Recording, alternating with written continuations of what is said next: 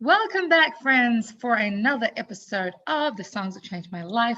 It is Conjunction Monday, where planets are closer than ever before tonight, which means, of course, that, obviously, shit is going magical at the moment. I hear that today is the day of rebirth, the day of connection, the day of the age of Aquarius.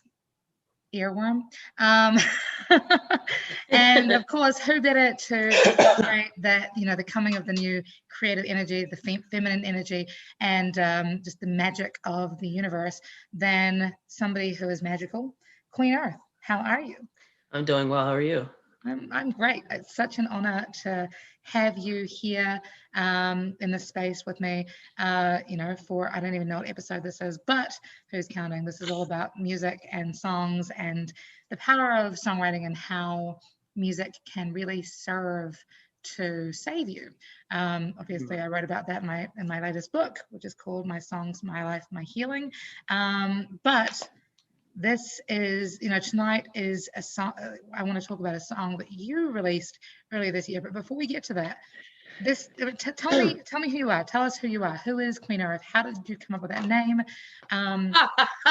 What is That's a good one. what is who are you? Tell me your life story in 5 seconds. Go. Education, music, creativity. Those are the three pillars that really guide everything that I do. I love it.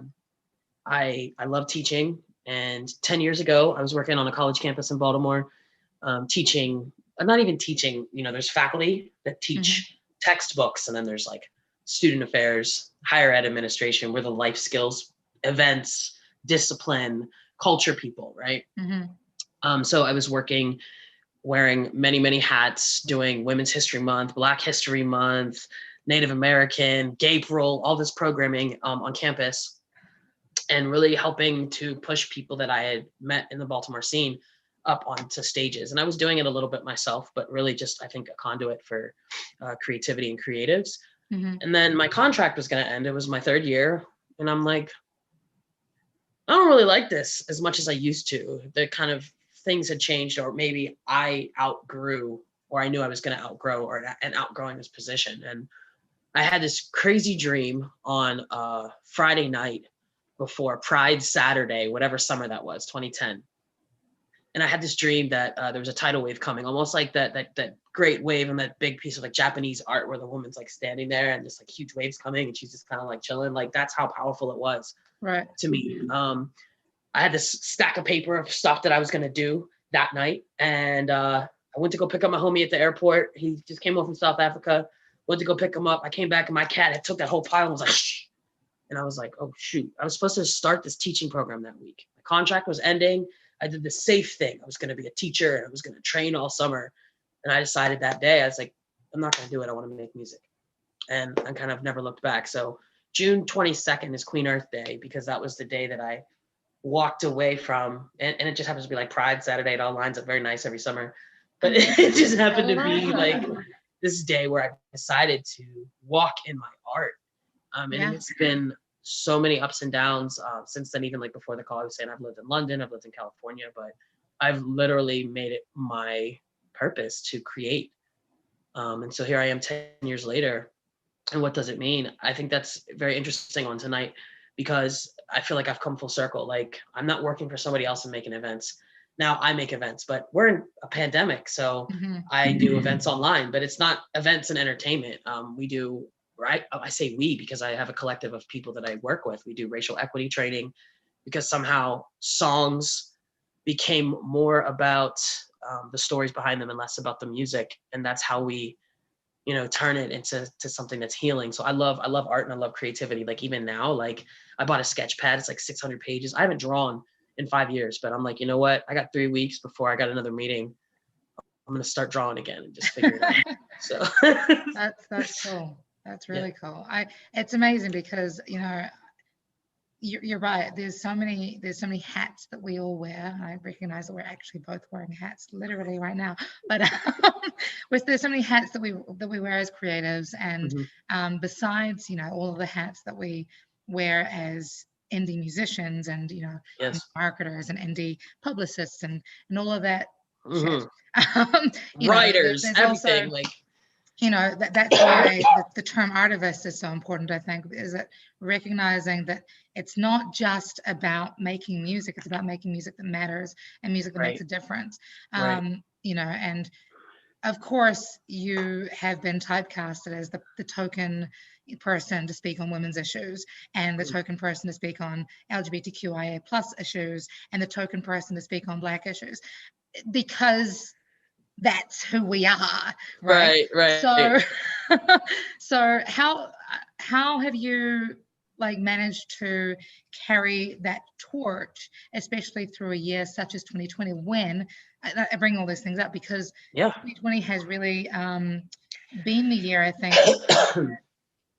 racial justice to be at the forefront of everyone's minds, fuckingly, and Yeah. LGBTQIA plus issues also being at the forefront of minds this year, as well as women's issues with the Senate now being as it stands. Is it the Senate or the Congress? I'm getting confused. All the government. All of it. Government. Just yeah, okay.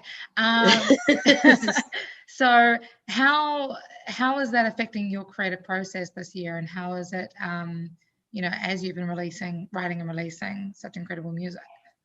It's funny because when you were just talking, I was also thinking about the Supreme Court, right? Right. And RBG, and how, like, someone asked her, like, how many women, right? How many women is enough on the Supreme Court? She's like, well, when we, like, how many men is enough? Like, she said, when there are 9, like, so it's funny that's just what I thought of when you said that. But this all really started with this show called Queercore. So I haven't done a TED Talk yet, but if I do, like, I'll take you back to that place. So it's 2012. I've been in my QueenEarth journey for like 2 years. And I quickly learned that I like to play at lunch, brunch, and happy hour. I don't really dig on bars. I've never, that's not true. I've been a You drinker. don't like getting like creepily hit on and objectified by drunk people? And like, free bird! Like, nope, get me out of here, I get play some Metallica. I feel you. I can't stand it, like it's not fun. And I think that as I drank in grad school and college, like, like everybody, and I love to party, but there's something about working in that atmosphere that I don't really like. So it was lunch, brunch, happy hour, right? So it's the second summer of me doing this music thing, and I love farmers markets. I get up, I go play, the farmers dig it, I go home with groceries. Like, I would forget, like, I'd wake up in the morning and go grocery shopping and be like, oh, I have a gig at a farmer's market. And my roommates are like, yo, stop shopping. Like, it was beautiful. So yeah, I'm getting smarter. As I trickle out of bars and restaurants, I still want those gigs. So I sent one email to bars and restaurants of me doing like Eminem covers and No Diggity in my basement. And then farmers markets would get the Dixie Chicks. They get country. They get something a little more soft. And they get this video of me singing at the University of Baltimore, an original song. Very chill, super chill in the morning. So this woman emails me. She's like, yo, I'm planning a farmers market tour. I'm like, I want to play at your market. And and she writes me back and she says, I love your voice. Let's do a call. So I'm driving, and I will never forget. I was on Maryland Avenue. I'm driving south in Baltimore, and she keeps telling me that I have a great voice, but that it's a family-friendly market, and she wants to make sure I'm a good fit. And I'm like, on my business head, I'm like, listen, I'm a professional. I will read the room. What do you need me to do? I'll make sure I play the right songs. I play Sam Cooke for the elders, and Sunday morning for people that look like me. Whatever it is, for the kids, I'll figure it out. We're supposed to read the room. But she keeps saying this family-friendly thing, and I'm like, oh shit, did I send her a video of me doing Eminem? Like, did I send her Forgot About Dre? Like, I'm like, what is going on? And I was like, she just keeps saying you have a lovely voice. We just want to make sure you're a good fit. And I'm like, can I just ask you very specifically, like, what it is you're referring to? She goes, well, yeah, you're singing to a woman. I was like, oh, are you saying that if I was singing different pronouns, and like, this is like 10 years ago where we didn't really use pronoun language, but I'm very like blunt and concrete. Right. So I say, are you telling me that if I was singing different pronouns, that I would be able to sing at your market? She goes, well, yeah. And I was like, then I don't want to sing at your market. And I hang up the phone. I called my homegirl and I was like, yo, you're not gonna believe what just happened, blah, blah, blah. But like, I will never forget where I was. This light goes off in my head, and I realized that if I was singing somebody else's songs and not changing their pronouns, that would be fine. Like, I don't change Marvin Gaye when I sing Let's Get It On. I don't change his words. Why would I change my own? But also, people aren't really listening to me. I'm ambiance. They're not like, oh, she's singing to a woman. Like, I don't think it's that deep. But also, all of my like straight male cis friends, and again, this is 10 years ago, no one was saying things like cisgendered. Like, they can show up at the market and play and make money and make a living. And just literally one letter of the alphabet was going to keep me from doing that. So queercore was born that day. I was like, I am sick and tired of people keeping me out of spaces. So there was like a fire that lit inside of me, and I decided to take queercore on the road. And when I say that, I mean, like, I just started going to college campuses and talking to different people, and it would be like an opening, me and another storyteller, round robin, usually somebody that doesn't look like me, that doesn't walk like me, showing up in allyship. And then the second half is an open mic. We didn't have a logo until like a year ago. So this is like 8-9 years running. So now in 2020, I'm 8 years in. I got my logo. I'm working on my marketing on my Instagram, making my promo and stuff. Finally, I got 2 schools in the Midwest. I'm going to get on a plane. They're going to pay for it, pay me when I get on stage. Like, my best friend who I've been doing this with for 3 years, they're going to put us up in a hotel. We made it. I'm at the airport on March 12th. And I had spoken to the schools. I just got a fresh haircut, spoken to the schools like, yo, we're still going to do this because it's COVID, but it's not that bad, right? So I'm literally about to hand my bag to the sky cap and my phone rings. And I'm like, hold on. And it's the school canceling. I had like 3 Midwest gigs to like go literally like take queercore to the skies. And they got canceled. It got canceled. And then I went inside because I had 2 colleges canceled. But the third thing that I had was a Quaker community. So my friend who I do gigs with, or queercore with, they also do racial equity training in Baltimore. And so they've called me in to do some training at this like Quaker summer camp. And I love the Lord. I love spirituality. I hang out with the rabbi and the pastor. Like, I'm very like prayed up, you know? And so I get to work with the spiritual congregation, which is cool because then I can bring my whole self into this. So they want to do a reparations training. That got canceled too. But we kept in touch with the Quakers. And so now by September of this year, my clients are like churches and rabbis, and the Quakers and I have like, we're building this really long-term relationship to help us talk about reparations in their community and what it means to like dig into our past, to literally repair that which has been broken by racism and its ugly history. And it's like, most days I'm never surprised, because when I think about what I was doing 10 years ago, you know, the whole idea of like, when you have to ask yourself, should I do this? Do you see yourself doing it in 5 years? Right? I never would have imagined that I would be doing this stuff the way that I am now, but I feel like it's been a blessing. Like, literally talking to spiritual congregations about racism has helped me like to eat, pay my bills, and like fill my soul in 2020.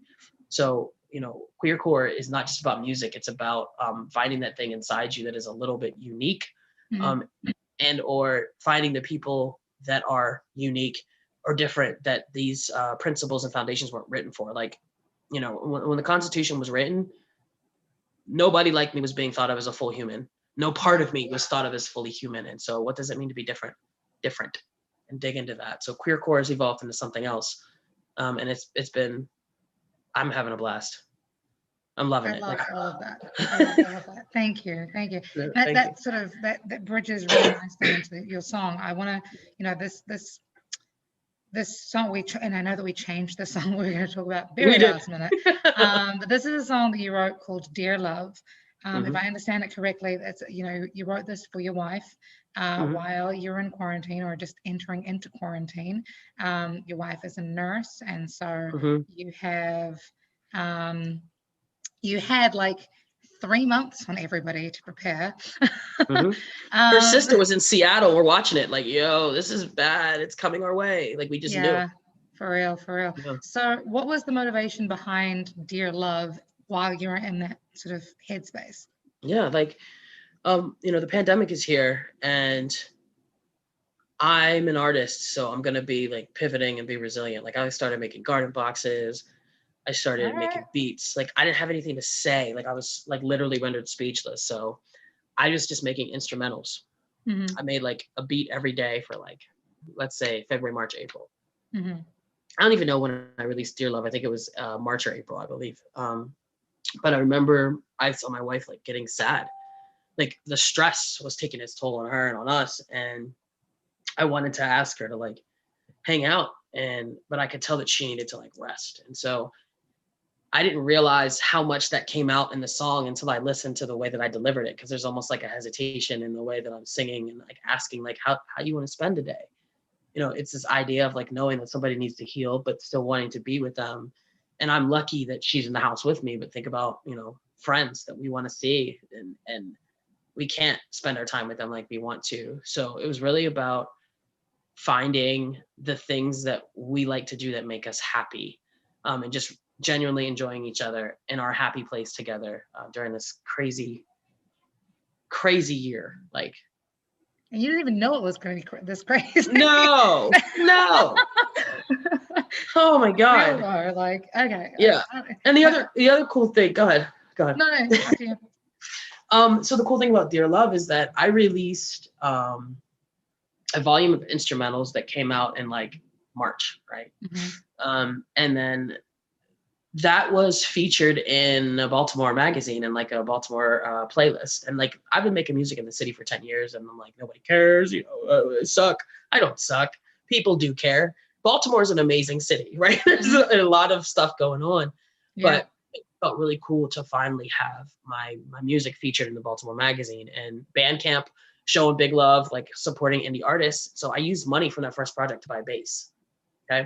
Awesome. So Dear Love is the first song that I played the bass on. Like I just got this little cheap boom, boom, like nice groove. And my wife was painting with me and the ceiling fan was on. It was doing this. And that's kind of the bones of the song. And then I listened to the you know, when you get a good groove and a nice little drum, nice pocket, you can listen to that on repeat for hours. So that's what happened. And I just wrote Dear Love. That's awesome. That's awesome. So with writing that, I mean, I feel like, you know, every song as songwriters, we have a tendency to write for ourselves with a hope that it's also going to affect other people, right? That is 100% how I describe that. Right. Like, verbatim. Yeah. And it's funny because, you know, then you listen back and you never know the songs that you've written 5-10 years ago.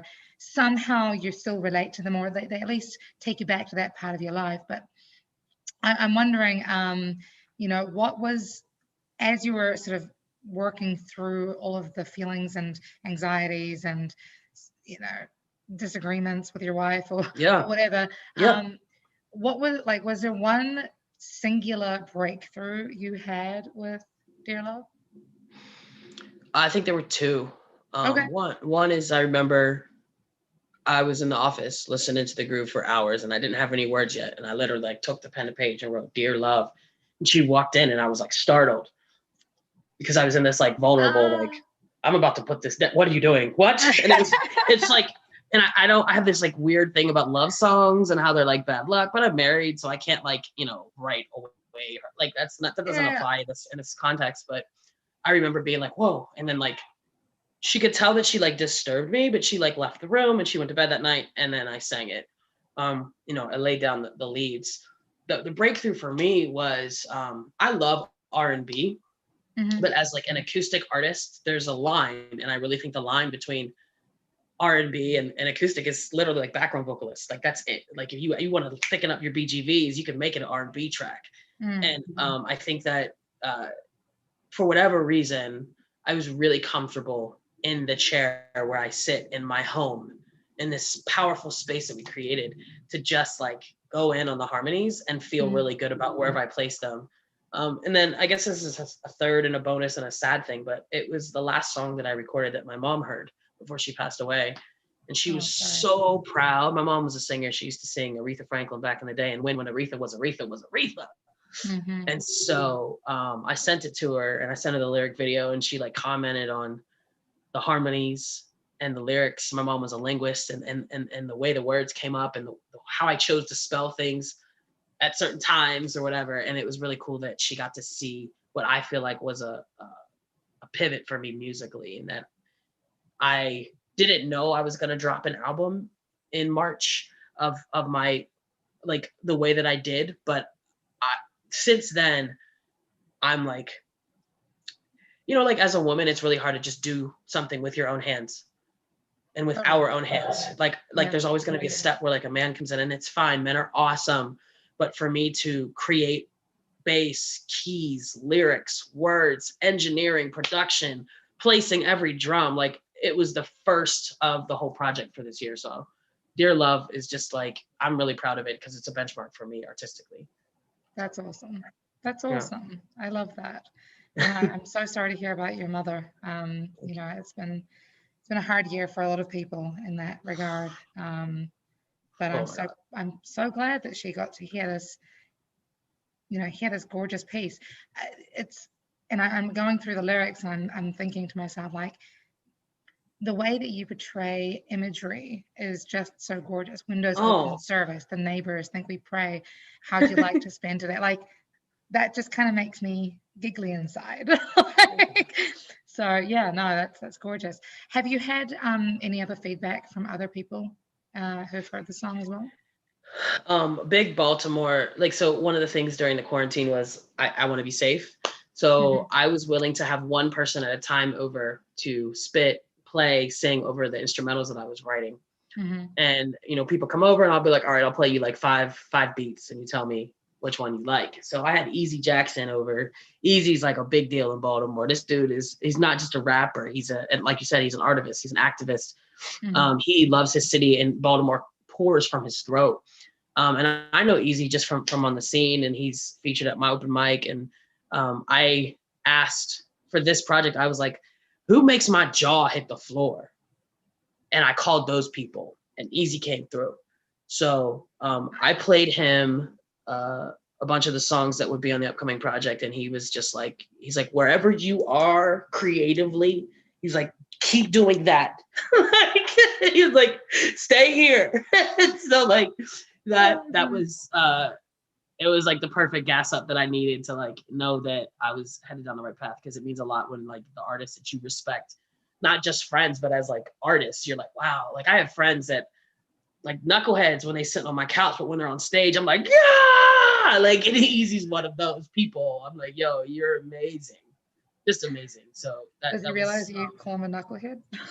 I mean, I was thinking about my homeboy Brooks Long, because like I love Brooks. Brooks is like a soul man. He might know that I call him a knucklehead, but I'm always like, I'm the inappropriate person that should never be on speakerphone, and I'm leaving inappropriate comments on your Facebook page. You know, that's me. So I love that. Well, I'd love to let's have a listen to Dear Love. Yeah. You've been kind enough to put together a lyric video. Otherwise, I would have to like, you know, dictate the lyrics to the world. But this is awesome. So everybody, this is QueenEarth with her song Dear Love. And I always do this. I need to remember to turn the sound on.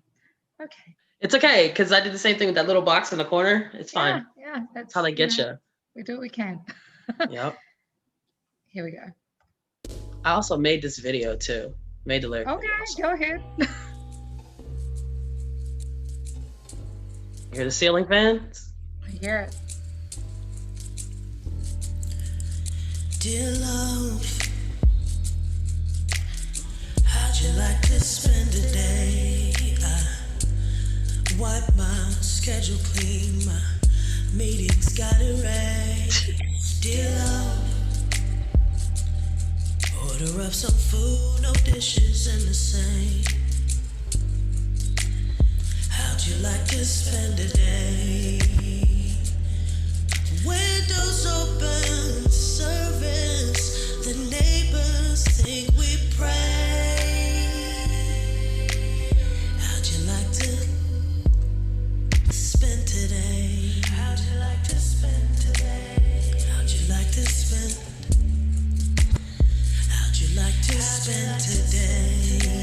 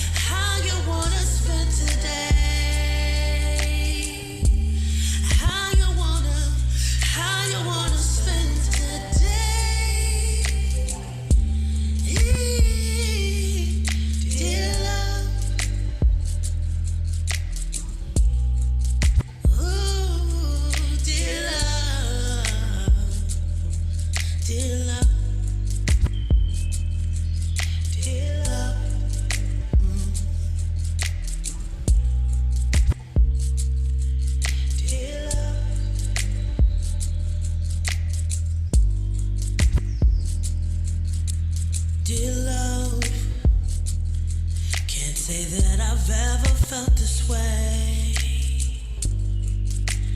How you wanna spend today, dear love.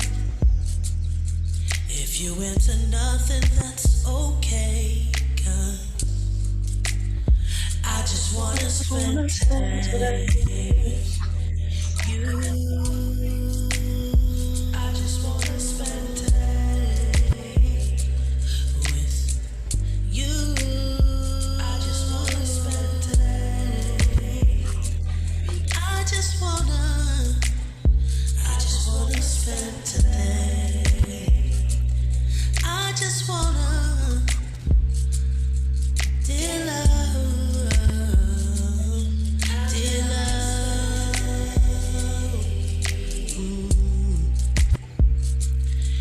dear love, ooh, dear love,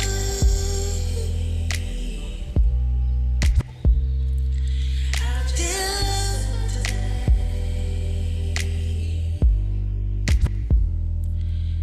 dear love.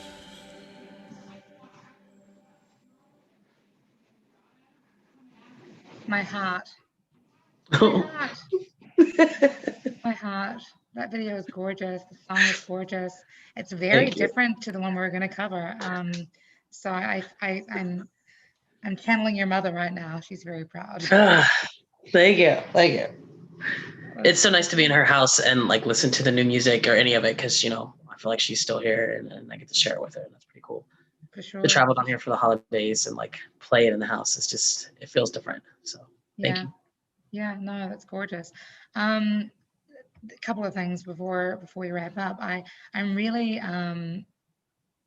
not surprised. I guess I want to acknowledge the range of love that you represented in that video, because I think, you know, it's from my understanding, you know, there's a lot of backlash that people tend to get when they are more straight leaning and still want to celebrate the LGBTQIA plus community. That there's just, I find it so curious how, you know, Western society, I can't speak for other societies, but a large proportion of Western societies tend to, you know, just really be very linear about what sexuality is. Right. So what inspired that? You know, I think being queer first and foremost, and then even being like a person of color, like a woman of color and Black woman, like specifically, this is more about the software. This is literally about software. So in the past 10 years, I've worked at, you know, different startups and, you know, there's not a lot of people like me. So if I go online to buy software created at a startup to make a video, my assumptions about representation are probably true. So that was the first video. It was really difficult to find queer folks, but I found us, right? I made another video called Subject Matter Expert, and I was like, I'm only showing Black people doing professional things. And all this is all tied together, but one of my next clients might be a marketing agency, and one of their challenges is how do we find people of color to represent when a client says, hey, we want you to make a cartoon for us, we want you to do this, like we don't exist. So like for me, when I sat down to make the video, it was really important that it not be a bunch of street people, because like that's not me and that doesn't make any sense. So I liked the visual, like the second verse when it's like just making art. And some of it is people's hands, and some of it is brushstrokes, and you can't see what color they are, what gender they are. You know, it's feet, it's hands, but I think when you can tell, it was important for me to represent queer folks. I noticed there's not a lot of elders in this software, right? If I use a different program, I might find different stock photos and different stock video, but I think it just was an experiment of what I could do with my own hands and what was available inside the walls of whatever system I decided to create. So that's cool. That's really cool. Yeah. Awesome. Thank you so much. We're going to wrap up now, but I want to give people an opportunity to follow you, obviously. So you're obviously QueenEarth on Instagram. What are your handles on Facebook, Twitter? YouTube? So I'm MS Queen Earth on Twitter and Instagram. Queen Earth is one word. So if you're on Facebook, Queen Earth, one word. I have a page over there. QueenEarth.com is my website. Best place to get me. Where else should I be? I think that's it. Queen Earth is one word. I'm on Bandcamp, iTunes, Spotify, all those good spots. But I love doing this, and I try to put myself where I'm supposed to be without being exhausted. And a goal for 2021 is to manifest an assistant, because I'm tired of Yes. social media and I just want to create all day. I don't want to do all of it. Yeah, virtual assistants are a godsend. So Mm, I'm sending you that way. Today is the day of all days to like thank get you. that happening. So We manifested virtual. yes, virtual assistants. Perfect. Awesome. Well, thank you so much. Really appreciate your magic. Really appreciate your purpose, your message, your a light, which is what we need right now, especially going into 2021 and you know, growing. What is it? We didn't go through 2020. We growed. That doesn't make sense. We grew through. I know what you're trying to say. We don't go through it, we grow through it. It's, Yeah. English. It's a funny language. But yes, thank you so much. Of course, if you are watching this, feel free to keep in touch with Queen Earth. She's doing amazing things, releasing music regularly. That is a wide variety of genre, of, you know, Eminem covers to original music. Some PG and some not so PG. And you know what? If you have an issue with it, that's you. And in any case, be good, be kind, spread love like it's going out of fashion. Do not forget to, you know, have a safe and happy Christmas. I hope that Santa brings you health and, you know, wealth of the soul. I'll take some Bitcoin wealth. I mean, sure. Yeah. I don't. That's another call. That's another call. I don't understand it. I'll just take happiness at the moment. I'll take that too. Cool, guys. Have a great day. Be good. Be